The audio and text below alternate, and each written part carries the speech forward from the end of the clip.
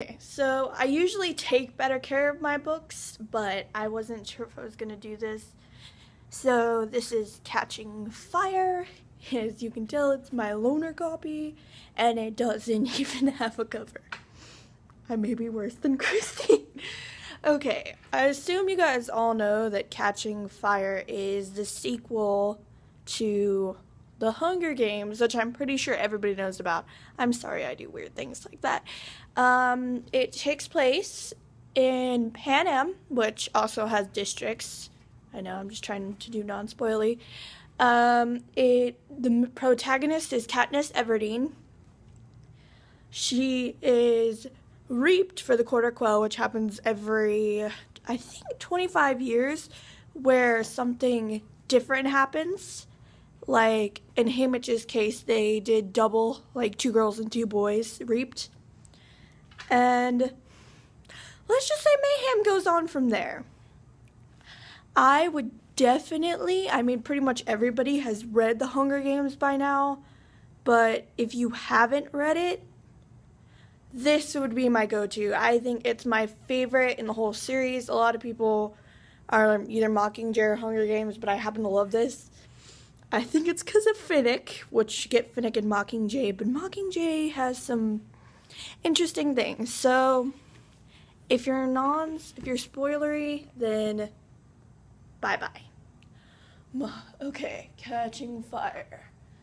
This book, like all Hunger Games books, had a lot of emotion in it.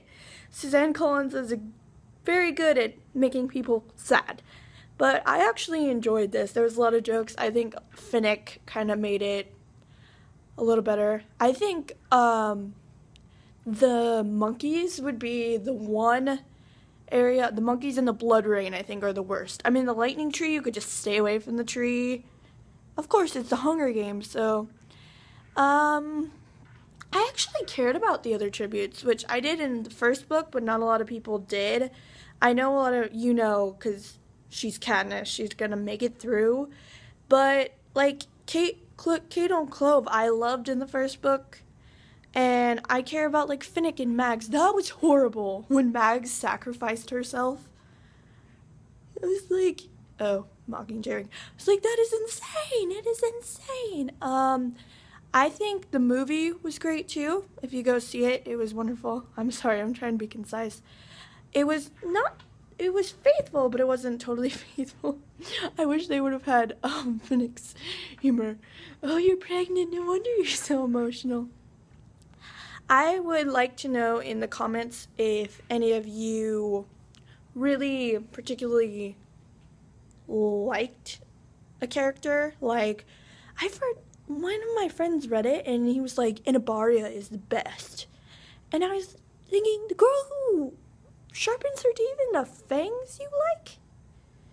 So, people are entitled to their opinion. I'm trying to keep this concise. I personally hate Snow. I know he's a good bad guy, but really, this is my only criticism for the series. He really has no reason to be bad. Like, I know he's trying to keep hold of his power, and he thinks that fear is this great thing that he likes to control people, but what else drives him as a villain?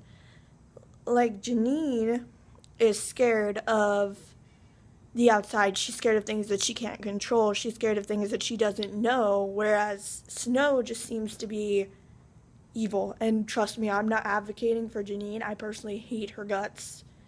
She is horrible. But at least she has some sort of way that she has a reason for it. So the ending of that was kind of sad. I'm sorry. But my friend didn't know what I was doing. So she bolted through the door, and I didn't think that would work for the video.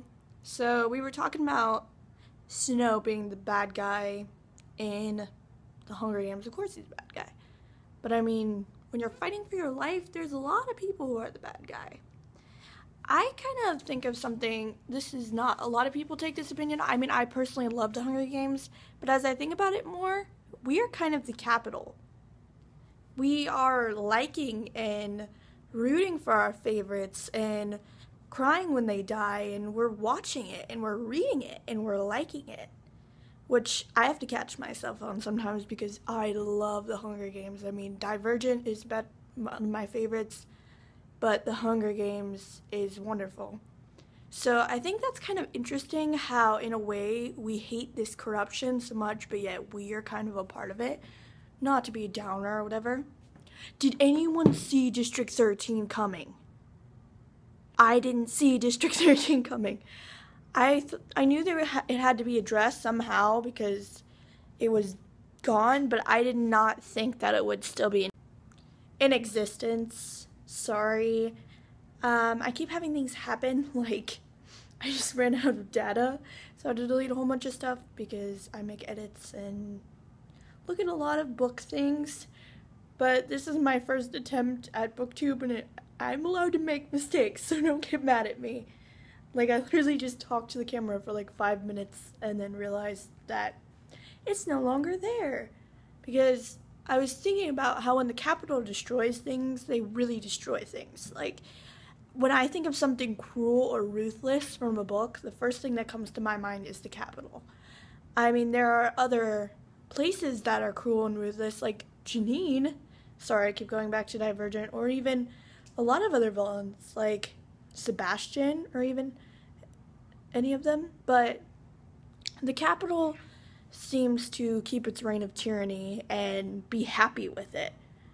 Where at least Sebastian, them, you know. So, The Catching Fire was a mixture for me. It was a sad yet happy book. It had its moments, which I love. It had its adventurous moments. It was definitely a page turner. I read it like forever ago and I still remember it. The arena, I think, is insane. The idea, I don't know how that came to her head. Like, it's a clock.